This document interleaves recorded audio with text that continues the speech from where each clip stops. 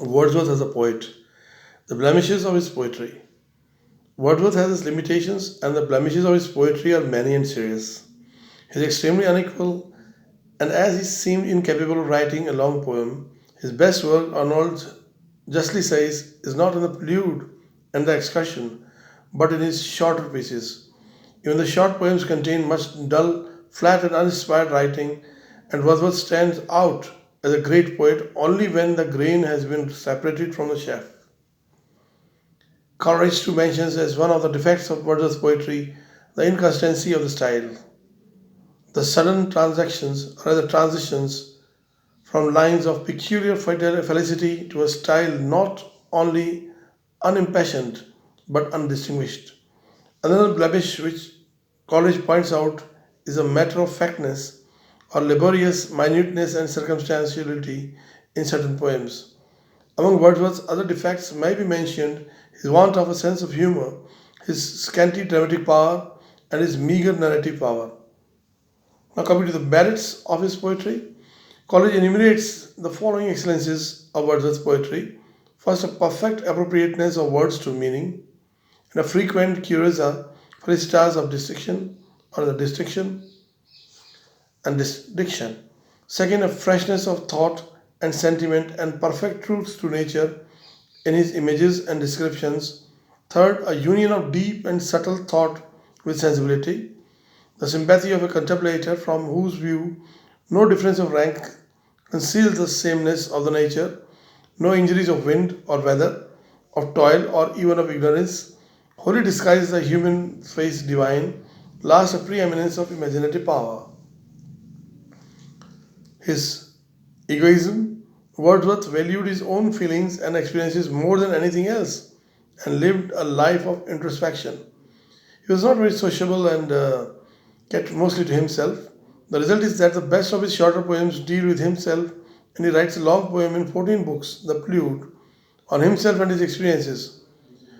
For the same reason, Wordsworth is also an extremely individual poet. There is, however, a kind of sublimity and a grandeur about this egoism itself, and Keats' phrase, egotistical sublime, is very happy. His optimism. Wordsworth's poetry breathes a spirit of restrained but profound optimism. This is because his own soul had gained its haven of peace and hope after braving the storms and tempests of dejection and disappointment. He had passed through a period of gloom and pessimism when the French Revolution had passed into the terror. This pessimism was given vent to in the Borders, a drama, and Margaret, a heart-rending narrative if read without the comments or the pedia, which were subsequently added to it. But the mood passed away, and Wordsworth learned to feel the joy offered to us in nature and in the simple and primary affections of human nature. And in his poetry, Wordsworth taught happiness, and he showed us the joy in nature and made us capable of sharing it with him.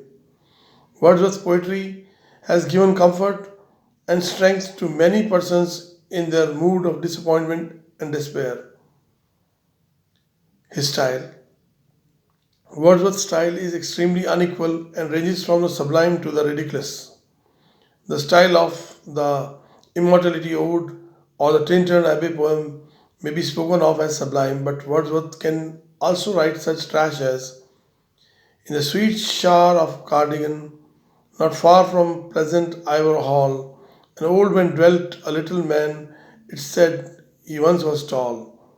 But a sown poet can create such marvels of a liquid harmony as no nightingale did ever chant more welcome notes to weary bands of travelers in some shady haunt among Arabian sands. Matthew Arnold says that at its best, Wordsworth's style possesses the quality of inevitability. This quality may be seen in the following stanza. She shall be sportive as the fawn that wild with a glee across the lawn or up the mountain springs, and hers shall be the breathing balm, and hers the silence and the calm of mute insensate things. Or in this, a slumber did my spirit seal, I had no human fears, She seemed a thing that could not feel the touch of earthly years.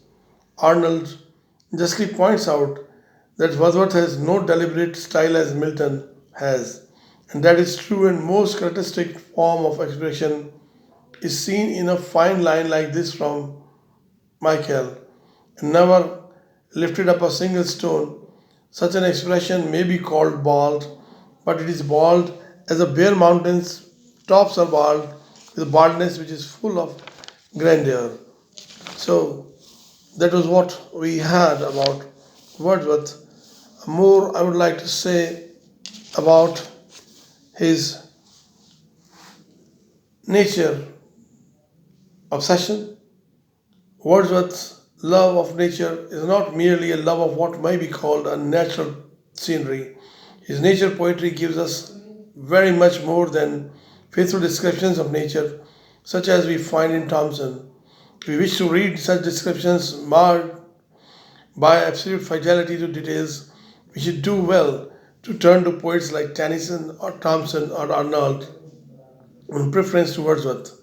Wordsworth's attitude to nature is extremely individual and unlike that of other poets even of romantic age. These activities and pleasures gradually lost their charm, and yet his love for nature for its own sake at the same time grew deep and intense. Thank you.